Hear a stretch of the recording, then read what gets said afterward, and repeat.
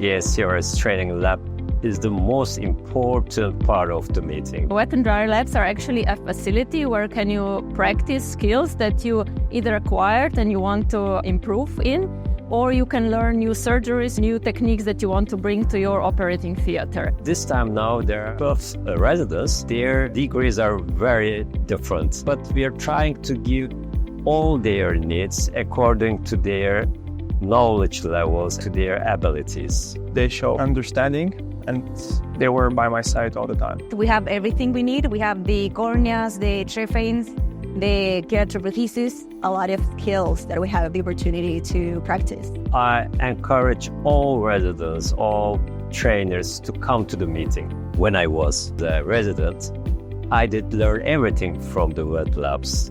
It's very good for the career. An adventure that we'll always remember, and I hope it will help me become a better specialist in the future. You should do a wet lab. It was really fun and interesting. I think I learned a lot. It was super incredible, and I recommend 100% this experience. Just sign in, you won't be disappointed.